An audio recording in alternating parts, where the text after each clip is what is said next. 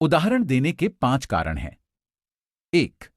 लोगों को अधिक सीखने के लिए प्रेरित करना। 2. लोगों को यह बताने के लिए कि अगर बुनियाद सुदृढ़ है तो पैसे का महल बनाना आसान है। 3. ये दिखाने के लिए कि भारी दौलत कोई भी इकट्ठी कर सकता है। 4. ये दिखाने के लिए कि आपके लक्ष्यों को हासिल करने के लाखों तरीके हैं। 5. ये दिखाने के लिए कि यह रॉकेट विज्ञान जितना जटिल मामला नहीं है। 1989 में मैं पोर्टलैंड, ऑरेगन में एक खूबसूरत इलाके में जॉगिंग करता था। यह एक उपनगर था, लेकिन इसमें छोटे छोटे मकान थे।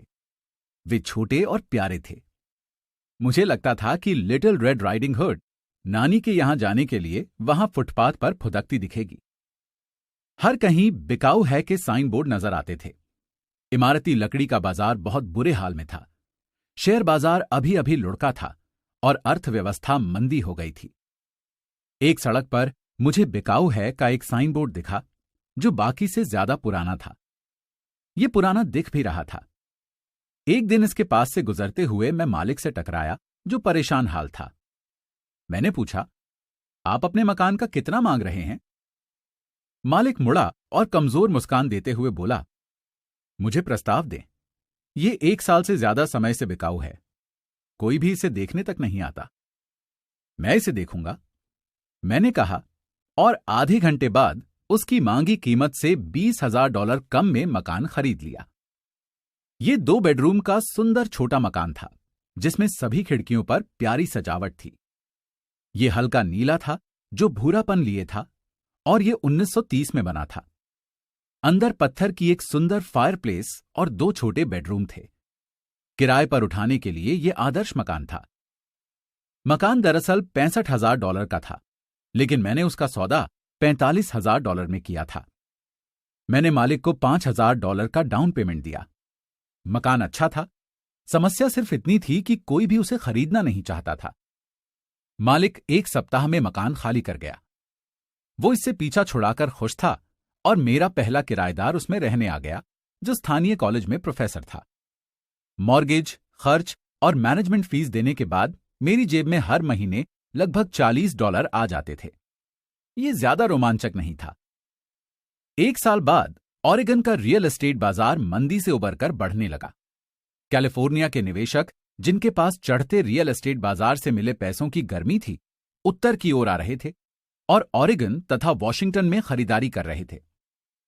मैंने वो छोटा मकान कैलिफोर्निया के एक युवा दंपति को $95,000 में बेच दिया, जिन्हें यह बेहतरीन सौदा लगा।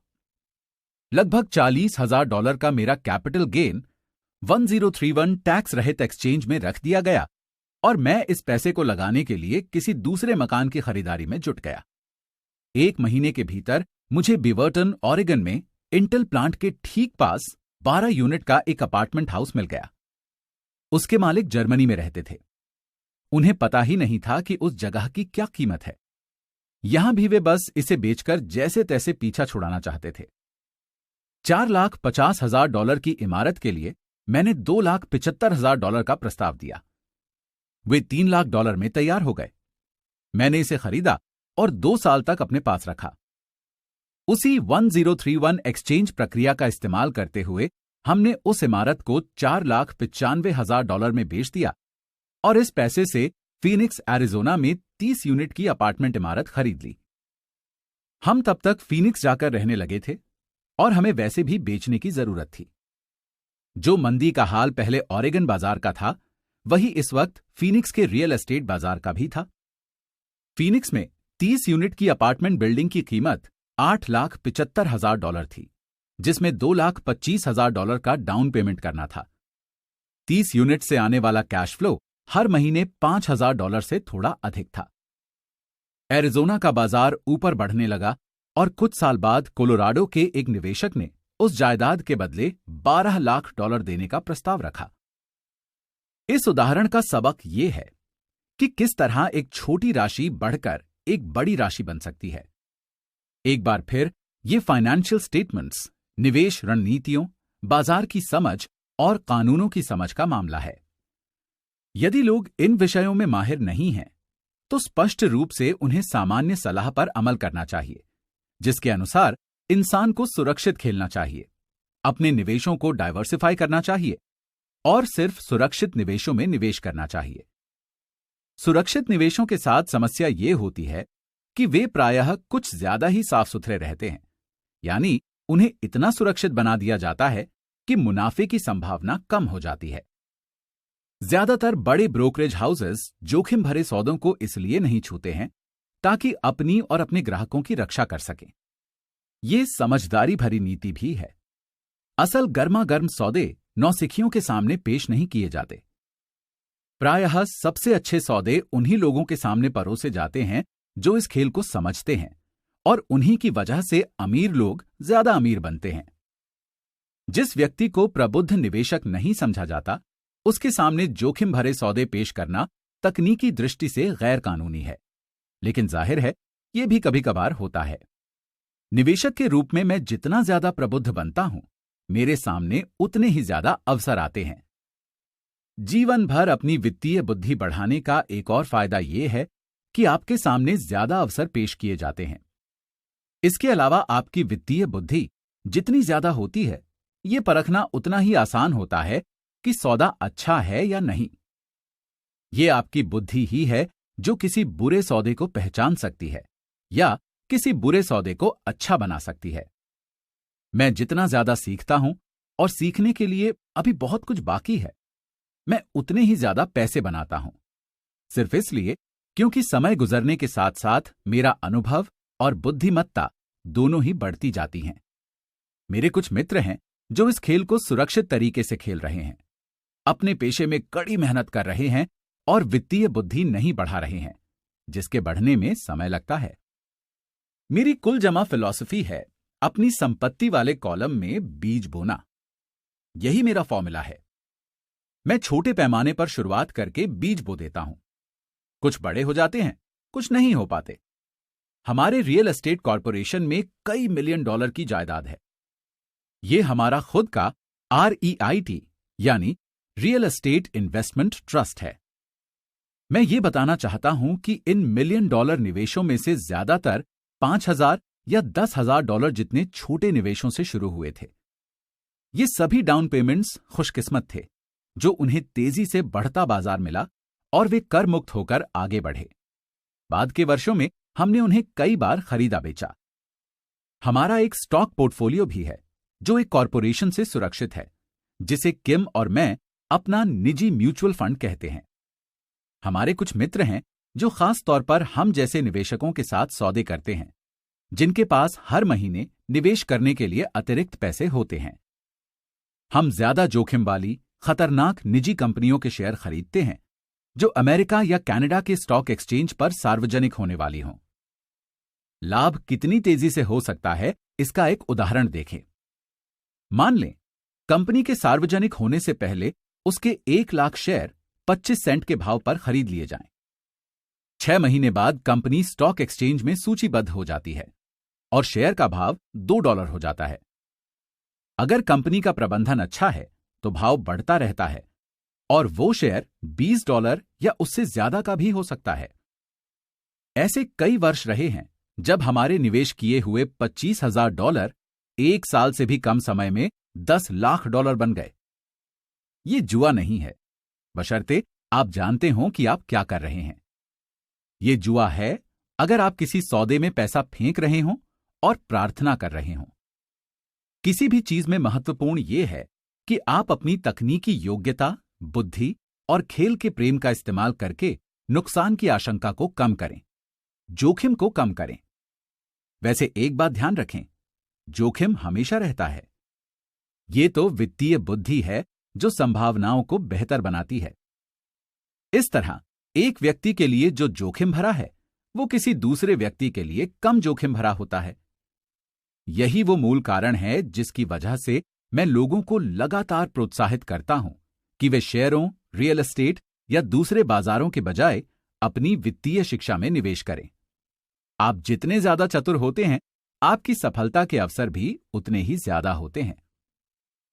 मैंने व्यक्तिगत रूप से जिन शेयरों में निवेश किया, वे ज्यादातर लोगों के लिए बहुत ज्यादा जोखिम भरे थे, इसलिए उनकी सलाह देने का सवाल ही नहीं है। मैं इस खेल को 1979 से खेल रहा हूं और मैंने इसके लिए अपने हिस्से से ज्यादा का शिक्षण शुल्क चुकाया है। लेकिन अगर आप दोबारा पढ़ेंगे कि ऐसे निवेश ज्यादातर लोगों के लिए ज्यादा खतरनाक क्यों होते हैं, तो आप अपने जीवन को इस तरह से बना सकते हैं ताकि $25,000 को एक साल में $10 लाख में बदलने की योग्यता आपके लिए कम खतरनाक हो। जैसा पहले बताया गया था, मैंने जो भी लिखा है, मैं आपको वैसा करने की सलाह नहीं दे रहा हूं। मैं तो सिर्फ इस बात का उदाहरण देने के लिए यह बता रहा हूं कि यह सरल और संभव है। मैं जो करता हूं वो विराट योजनाओं में छोटे आलुओं जैसा है, लेकिन आम आदमी के लिए हर साल $1 लाख की निष्क्रिय आमदनी अच्छी है और इसे पाना खास मुश्किल भी नहीं है। यह काम 5 से 10 साल के बीच किया जा सकता है, जो इस बात पर निर्भर करता है कि बाजार कैसा है और आप कितने चतुर हैं। यदि आप अपने जीवन के खर्च कम रखते हैं तो $1 लाख की अतिरिक्त आय आपको सुखद लगेगी, चाहे आप काम करें या ना करें। अगर आप चाहें तो आप काम कर सकते हैं, या अगर आप चुनाव करें तो आप खाली रह सकते हैं और सरकारी टैक्स तंत्र का इस्तेमाल अपने खिलाफ करने के बजाय अपने पक्ष में कर सकते हैं। रियल एस्टेट मेरे निवेश की नींव है। मैं रियल एस्टेट से इसलिए प्रेम करता हूं क्योंकि यह स्थायी और धीमी गति से चलने वाली होती है। मुझे ठोस नींव पसंद है। इससे मिलने वाला कैश फ्लो काफी स्थिर होता है और अगर प्रबंधन सही हो तो इसका मूल्य बढ़ने का अच्छा अवसर होता है। रियल एस्टेट की ठोस आधारशिला होने के साथ अच्छी बात यह है कि इससे मुझे ज्यादा बड़े जोखिम लेने की अनुमति मिलती है, जैसा मैं खतरनाक शेयरों के साथ करता हूं। अगर मुझे शेयर बाजार में भारी मुनाफा होता है तो मैं मुनाफे पर कैपिटल गेन टैक्स चुकाता हूं और बचे हुए पैसे को रियल एस्टेट में निवेश कर देता हूं ताकि मेरी संपत्ति की नींव और ज्यादा मजबूत हो जाए। रियल एस्टेट पर एक और बात, मैं पूरे संसार की यात्रा कर चुका हूं और निवेश करना सिखा चुका हूं। हर शहर में मैं लोगों को कहते सुनता हूं कि आप रियल एस्टेट सस्ते में नहीं खरीद सकते। मेरा अनुभव इसका ठीक उल्टा है। न्यूयॉर्क या टोक्यो में भी शहर की बाहरी सीमा पर आकर्षक मौके होते हैं जिन्हें ज्यादातर लोग नजरअंदाज कर देते हैं। सिंगापुर में रियल एस्टेट के भाव काफी ऊंचे हैं, लेकिन वहां अब भी कार से छोटी दूरी के भीतर अच्छे मौके मौजूद हैं। इसलिए जब भी मैं किसी को कहते सुनता हूं आप यहां ऐसा नहीं कर सकते, तो मैं उसे याद दिलाता हूं कि शायद उसे यह कहना चाहिए, मैं नहीं जानता था कि यहां ऐसा कैसे किया जा सकता है अब तक। बेहतरीन अवसर आंखों से नहीं दिखते हैं, वे तो दिमाग से देखे जाते हैं। ज्यादातर लोग सिर्फ इसलिए दौलतमंद नहीं बन पाते क्योंकि उनके पास अपने ठीक सामने मौजूद अवसरों को पहचानने का वित्तीय प्रशिक्षण नहीं है। मुझसे अक्सर पूछा जाता है, मैं कैसे शुरू करूं? इस पुस्तक के अंतिम अध्याय में मैं 10 कदम बताऊंगा जिन्हें उठाकर मैंने वित्तीय स्वतंत्रता हासिल की। लेकिन याद रखें, इसमें आपको हमेशा मजा आना चाहिए। जब आप नियम सीख लेते हैं, निवेश की शब्दावली जान लेते हैं और अपनी संपत्ति वाले कॉलम को बनाना शुरू कर देते हैं, तो मेरे ख्याल से आप पाएंगे कि यह खेल उतना ही मजेदार है जितना कि दूसरा कोई खेल होता है। कई बार आप जीतते हैं और कई बार आप सीखते हैं, लेकिन हमेशा आनंद लें। ज्यादातर लोग कभी इसलिए नहीं जीत पाते क्योंकि वे हारने से बहुत ज्यादा डरते हैं। इसीलिए मुझे स्कूल बहुत मूर्खतापूर्ण लगता है। स्कूल में हम सीखते हैं कि गलतियां बुरी होती हैं और गलतियां करने के लिए हमें सजा भी दी जाती है। बहरहाल, अगर आप इंसानों की सीखने की प्रक्रिया पर नजर डालें तो आपको पता चल जाएगा कि हम गलतियां करके ही सीखते हैं। हम गिरकर चलना सीखते हैं। अगर हम कभी ना गिरें तो हम कभी चल भी नहीं पाएंगे। यही साइकिल चलाना सीखने के बारे में सच है। मेरे घुटनों पर अब भी चोट के निशान हैं, लेकिन आज मैं बिना सोचे गाड़ी चला सकता हूं। यही अमीर बनने के बारे में भी सच है। दुर्भाग्य से ज्यादातर लोगों के अमीर ना होने का मुख्य कारण यह है कि वे हारने को लेकर दहशत में होते हैं। विजेता हारने से नहीं घबराते हैं, लेकिन पराजित घबराते हैं। असफलता तो सफलता की प्रक्रिया का हिस्सा है। जो लोग असफलता से बचते हैं वे सफलता से भी बचते हैं। मैं पैसे को काफी कुछ अपने टेनिस के खेल जैसा मानता हूं। मैं जमकर खेलता हूं, गलतियां करता हूं, सुधारता हूं, ज्यादा गलतियां करता हूं, सुधारता हूं और बेहतर बनता हूं। अगर मैं मैच हार जाता हूं तो मैं नेट के पास जाकर अपने विरोधी से हाथ मिलाता हूं, मुस्कुराता हूं और कहता हूं, अगले शनिवार को मिलते हैं। निवेशक दो तरह के होते हैं। एक, पहला और सबसे आम प्रकार का निवेशक वो होता है जो बने बनाए निवेश खरीदता है।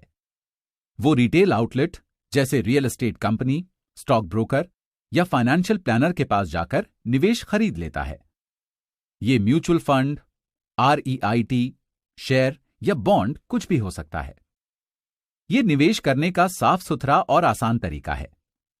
इसकी एक उपमा वो खरीदार है जो किसी कंप्यूटर स्टोर में जाकर शेल्फ पर रखा कंप्यूटर खरीद लाता है।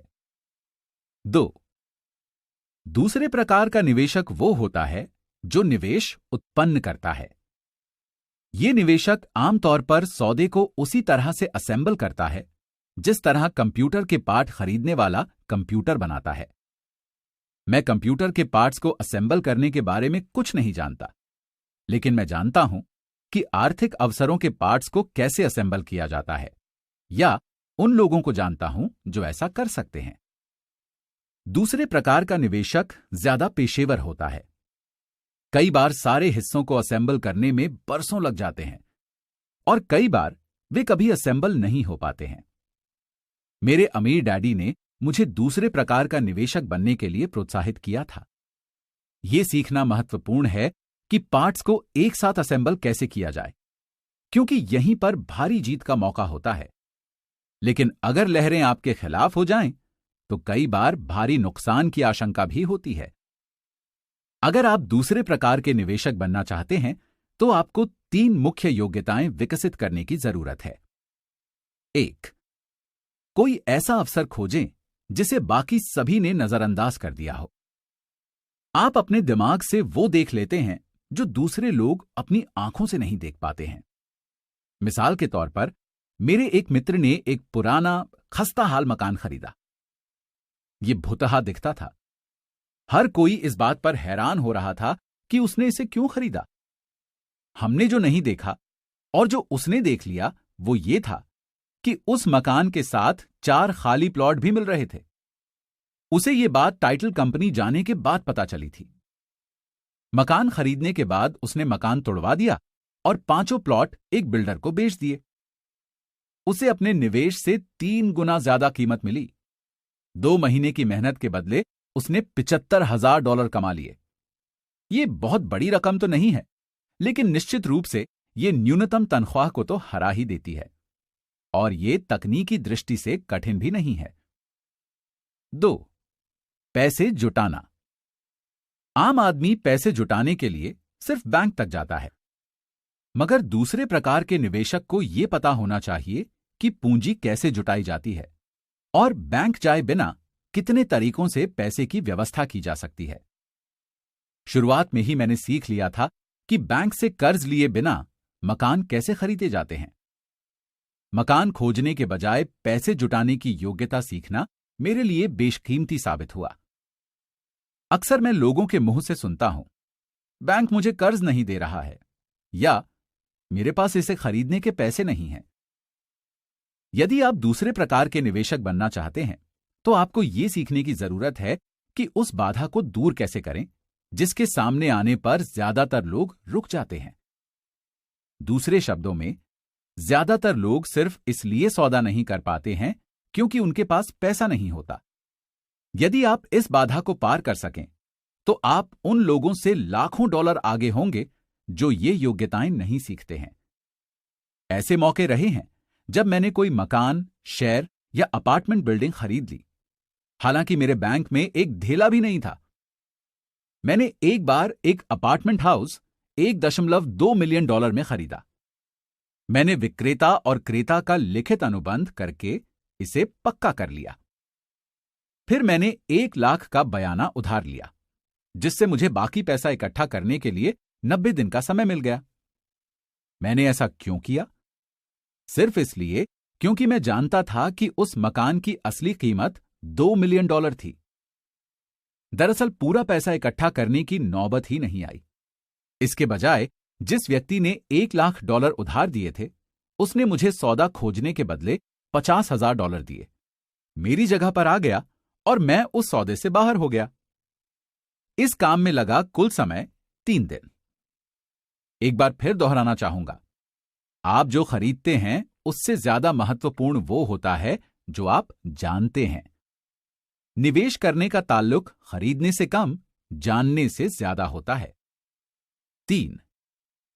चतुर लोगों को संगठित करें। बुद्धिमान लोग वे होते हैं जो अपने से ज्यादा बुद्धिमान व्यक्ति के साथ काम करते हैं या उसकी सेवा लेते हैं। जब भी आपको सलाह की जरूरत हो तो अपने सलाहकार समझदारी से चुनें। सीखने के लिए बहुत कुछ है, लेकिन पुरस्कार गगनचुंबी हो सकते हैं। अगर आप इन योग्यताओं को नहीं सीखना चाहते हैं तो मैं आपको पहले प्रकार का निवेशक बनने की सलाह दूंगा। आप जो जानते हैं वो आपकी सबसे भारी पूंजी है। आप जो नहीं जानते हैं वो आपका सबसे बड़ा जोखिम है। जोखिम हमेशा रहता है, इसलिए जोखिम से बचने के बजाय इसका प्रबंधन करना सीखें। 20 साल पहले आज। अवसर। उद्यमी सफलता की कहानियों की सूची बढ़ती जा रही है और जॉब्स, जकरबर्ग, बेजोस और ब्रिन जैसे नाम पूरे संसार में पहचाने जाते हैं। उबर जैसी नई कंपनियां बेहद लोकप्रिय हैं, अवसरों की भूमि में भी और वैश्विक अर्थव्यवस्था में भी। बचत करने वाले पराजित क्यों होते हैं? 1970 के दशक में हम बचत करके रिटायरमेंट तक पहुंच सकते थे। पासबुक बचत खातों पर 2 अंकों का ब्याज मिलता था और बचत खाते सचमुच हमारी दौलत को बढ़ा सकते थे। वे दिन अब लद चुके हैं। NIR में प्रवेश करें। नकारात्मक ब्याज दर यानी 0 से भी कम ब्याज दर। आज कई बैंक पैसा रखने के लिए बचतकर्ताओं से भुगतान भी ले रहे हैं और बचत करने वाले सचमुच पराजित हो रहे हैं। क्रैश। पिछले 30 सालों में शेयर बाजार में 3 बड़े क्रैश हुए हैं। पहला 1989-90 में जब रियल एस्टेट ऐतिहासिक दृष्टि से सबसे सस्ती हुई। दूसरा 2001-2 में हुआ जब .com का बुलबुला फूटा। और तीसरा 2008-9 में हुआ जब हाउसिंग बबल फूट गया। इनमें से प्रत्येक पैसे का आविष्कार करने का अवसर था। वे भी क्या दिन थे। बचत खाते पर 5% ब्याज कमाना, वे भी क्या दिन थे। पिछले 20 सालों में बहुत कुछ बदल गया है और पहले जो सलाह दमदार लगती थी उसमें से ज्यादातर अब पुरानी और दकियानूसी बन चुकी है।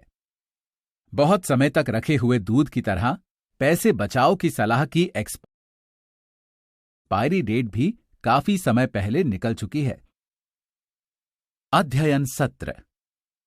अध्याय 5। सबक 5। अमीर लोग पैसों का आविष्कार करते हैं। सार। रॉबर्ट 2 विरोधी उदाहरण देते हैं। सबसे पहले अलेक्जेंडर ग्राहम बेल की कहानी, जो उनके प्रोडक्ट की भारी मांग देखकर चकित थे और अपनी कंपनी वेस्टर्न यूनियन को $1 लाख में बेचने की कोशिश कर रहे थे। वेस्टर्न यूनियन इस अवसर को नहीं देख पाया और उसने बेल के प्रस्ताव को ठुकरा दिया। इस तरह अरबों डॉलर के एक उद्योग का उदय हुआ।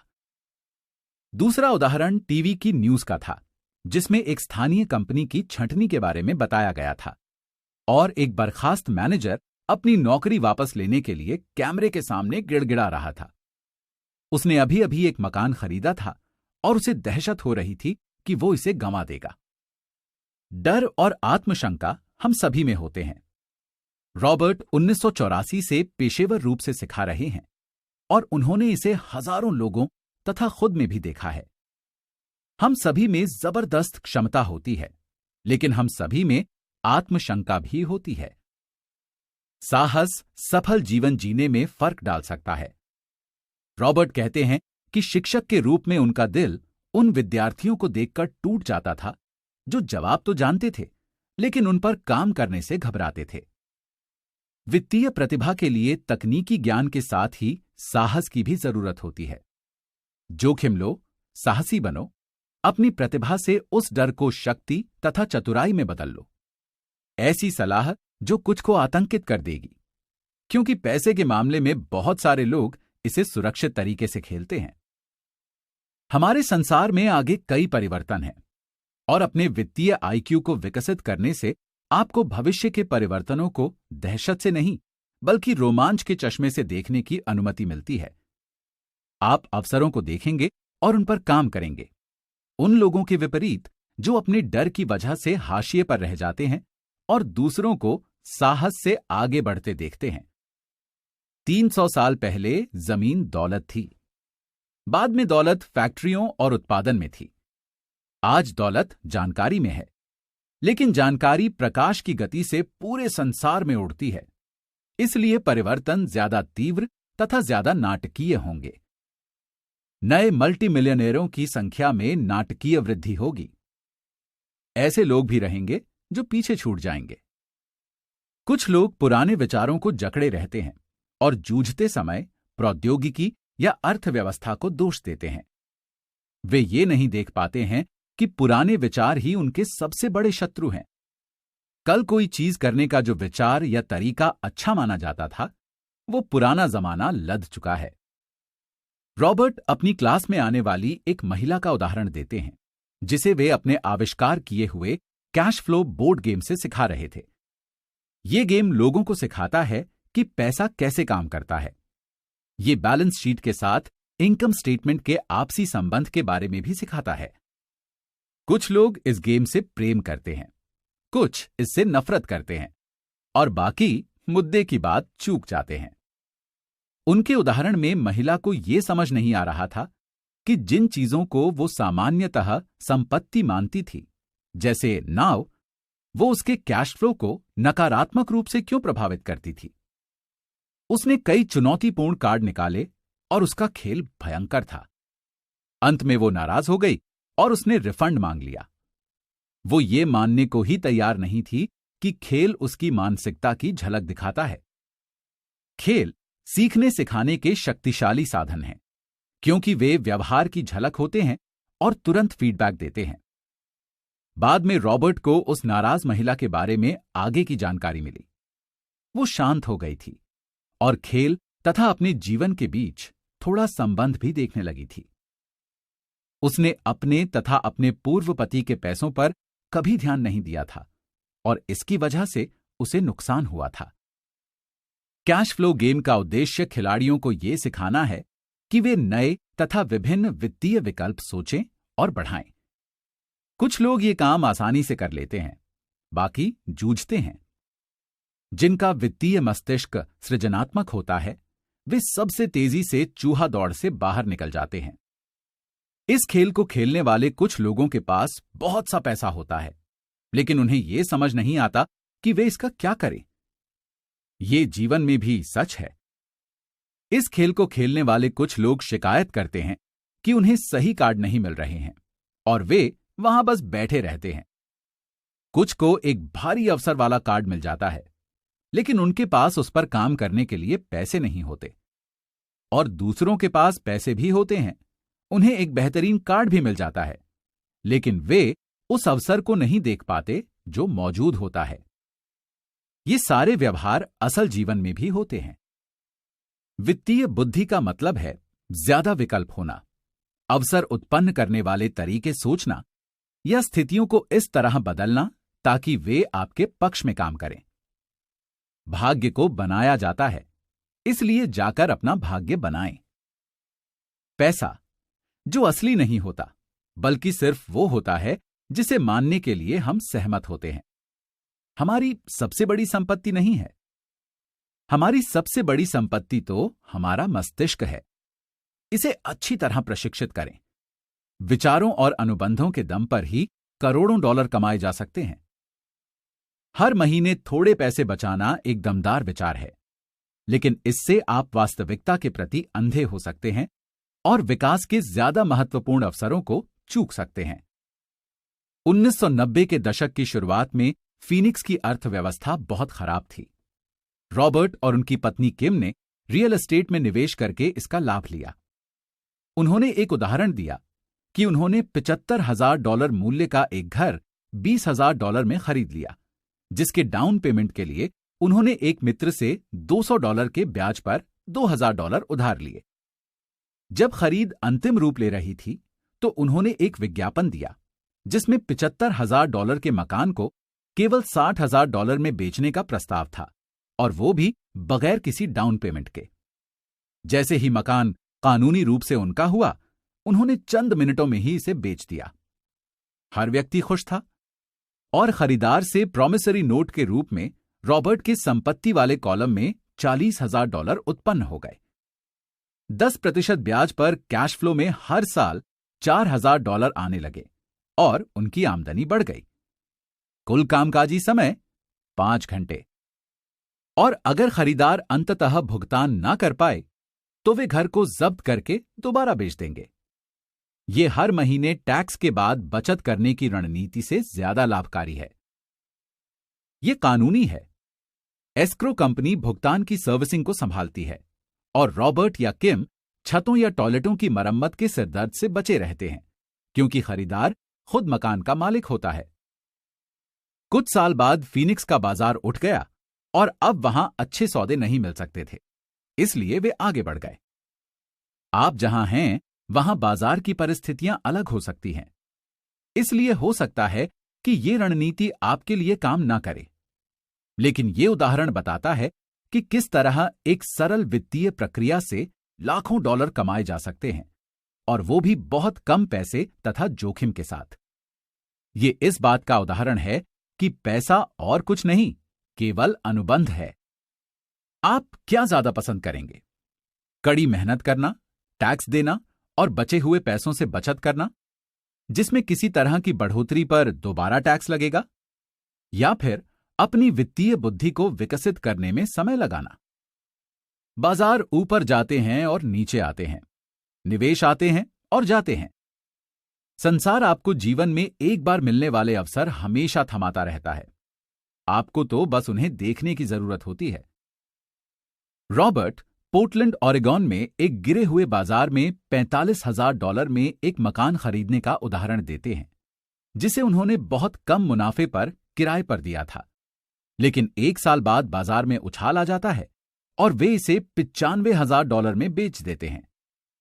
होने वाले मुनाफे का निवेश वे बिवर्टन ओरेगॉन के 12 यूनिट और $3 लाख वाले एक अपार्टमेंट हाउस में कर देते हैं।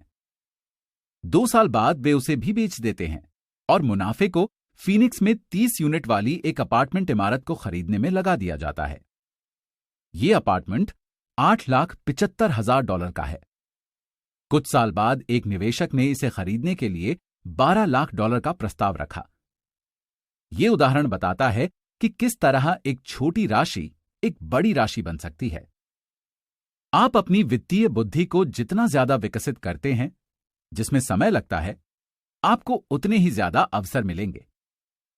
रॉबर्ट का दर्शन अपने संपत्ति वाले कॉलम में बीज बोना है। छोटी शुरुआत करें और बीज बोएं। कुछ उगते हैं, कुछ नहीं उगते हैं। कुछ छोटे निवेशों से मिलियनों में बदल जाते हैं। रॉबर्ट और किम के पास एक स्टॉक पोर्टफोलियो भी है, जहां वे ज्यादा जोखिम वाली निजी कंपनियों को खरीदते हैं जो सार्वजनिक होने वाली होती हैं। ये एक जोखिम है, लेकिन आप अपनी वित्तीय बुद्धि को जितना ज्यादा विकसित करते हैं, जोखिम उतना ही कम हो जाता है।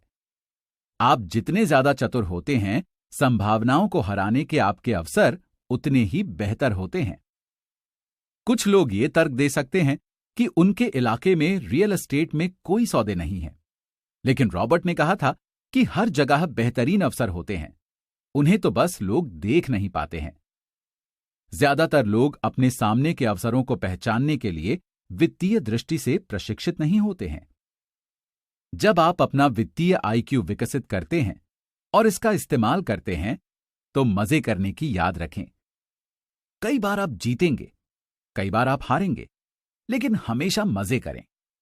हारने से ना डरें, क्योंकि असफलता सफलता की प्रक्रिया का हिस्सा है। निवेशक 2 तरह के होते हैं। एक, जो किसी रिटेल आउटलेट से पैकेज्ड निवेश खरीदते हैं, जैसे वित्तीय नियोजक, और 2 जो निवेशों का सृजन करते हैं। इन्हें पेशेवर निवेशक भी कहा जाता है। यदि आप दूसरी तरह के निवेशक बनना चाहते हैं, तो आपको 3 मुख्य योग्यताएं विकसित करनी चाहिए। पहली, उन अवसरों को खोजें जिन्हें बाकी हर व्यक्ति नहीं देख पाया है। दूसरी, पैसे उगाहें। और तीसरी, चतुर लोगों को साथ रखें और अपने से ज्यादा बुद्धिमान लोगों को नौकरी पर रखें। जोखिम हमेशा रहता है, इसलिए आपको इससे कतराने के बजाय इसका प्रबंधन करना सीखना चाहिए। बाएं गोलार्ध का पल। चतुराई से और सही समय पर निवेश करके छोटी राशि को बड़ी राशियों में बदला जा सकता है। दाएं गोलार्ध का पल। रॉबर्ट हमेशा वयस्क विद्यार्थियों को सिखाते हैं कि खेल उन्हें ये बताते हैं कि वे क्या जानते हैं और उन्हें क्या सीखने की जरूरत है। इससे भी ज्यादा महत्वपूर्ण बात, खेल व्यवहार को परिलक्षित करते हैं। वे त्वरित फीडबैक सिस्टम होते हैं। शिक्षक की तरह लेक्चर देने के बजाय खेल आपको एक व्यक्तिगत लेक्चर दे रहा है जो सिर्फ आपके लिए ही है। अवचेतन पल। हम सभी में जबरदस्त क्षमता होती है और हम सभी को प्रतिभाओं का वरदान मिला है। लेकिन जो एक चीज हम सभी को पीछे रोके रखती है, वो है आत्मशंका। तकनीकी जानकारी का अभाव हमें उतना पीछे रोककर नहीं रखता है जितना आत्मविश्वास का अभाव रखता है। रॉबर्ट क्या कह रहे थे? अब सोच विचार करने का समय है। खुद से पूछें, रॉबर्ट इस उद्धरण में क्या कह रहे हैं और वे ऐसा क्यों कहते हैं? इस खंड में आपको रॉबर्ट के साथ सहमत या असहमत होने की जरूरत नहीं है। लक्ष्य तो यह समझना है कि रॉबर्ट क्या कह रहे हैं। याद रखें, यह पाठ्यक्रम सहयोगी और समर्थक बनने के लिए तैयार किया गया है। 2 दिमाग एक से बेहतर होते हैं। अगर आप रॉबर्ट की कही बात को नहीं समझ पाते हैं, तो संकोच ना करें, समझने में मदद मांगें। हर उद्धरण पर बातचीत करने का समय निकालें जब तक कि आप इसे समझ ना लें। प्रायः असल संसार में स्मार्ट लोग आगे नहीं निकलते हैं, बल्कि साहसी लोग आगे निकलते हैं। शिक्षक के रूप में मैंने पहचाना कि बहुत ज्यादा डर और अपनी क्षमताओं पर शंका ही इंसान की प्रतिभा के सबसे बड़े दुश्मन होते हैं। ये देखकर मेरा दिल टूट जाता था कि विद्यार्थी जवाब तो जानते थे, लेकिन उनमें जवाब के अनुरूप काम करने का साहस नहीं था। पुराने विचार कुछ लोगों के सबसे बड़े शत्रु होते हैं। ये विचार शत्रु इसलिए होते हैं क्योंकि उन्हें ये बात पता ही नहीं होती कि जिस पुराने जमाने में वो विचार या कार्यशैली अच्छी थी, वो पुराना जमाना अब जा चुका है। अमीर लोग अक्सर सृजनात्मक होते हैं और सुविचारित जोखिम लेते हैं। आप अपनी वित्तीय बुद्धि को क्यों बढ़ाना चाहते हैं? क्योंकि आप ऐसे व्यक्ति बनना चाहते हैं जो अपनी किस्मत खुद बनाता है। हम सभी के पास जो सबसे शक्तिशाली संपत्ति है, वो है हमारा मस्तिष्क। यदि इसे अच्छी तरह प्रशिक्षित किया जाता है, तो ये लगभग तुरंत ही भारी दौलत का सृजन कर सकता है। अप्रशिक्षित मस्तिष्क भारी गरीबी भी उत्पन्न कर सकता है, जो किसी परिवार को पीढ़ियों तक दमित रख सकती है।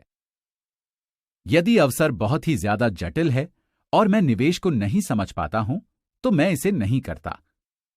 वित्तीय दृष्टि से अच्छा प्रदर्शन करने के लिए आपको बस आसान गणित और सहज बोध की ही जरूरत होती है।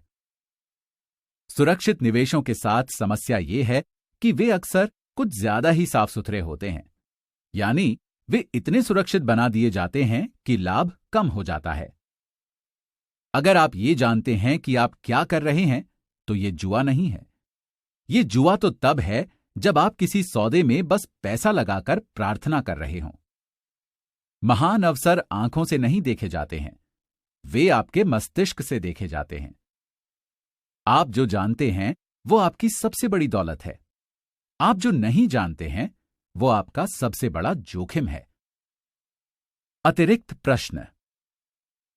अब इस अध्याय में रॉबर्ट की कही बातों की समझ के साथ इसमें बताई कहानियों को खुद पर और अपने जीवन पर लागू करने का समय है। खुद से आगे दिए प्रश्न पूछें और अपने अध्ययन साझेदार के साथ उन पर विचार विमर्श करें।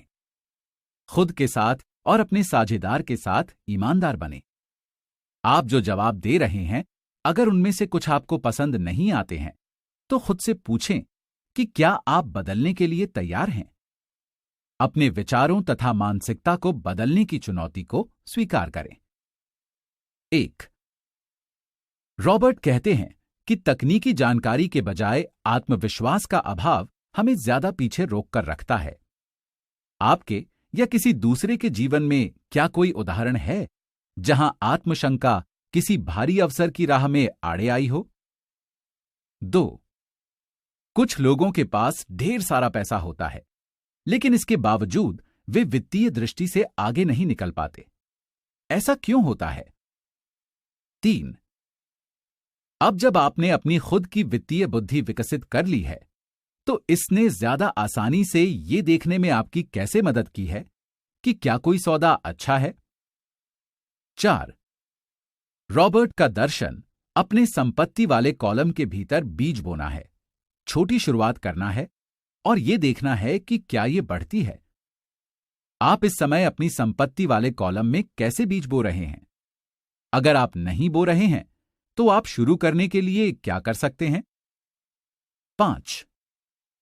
रॉबर्ट 2 तरह के निवेशकों की सूची देते हैं, जो पैकेज्ड निवेश खरीदते हैं और जो निवेशों का सृजन करते हैं।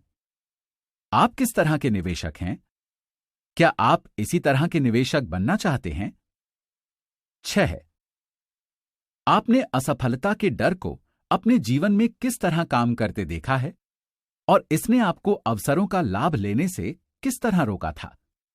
आप भविष्य में उस डर पर विजय पाने के लिए क्या कर सकते हैं?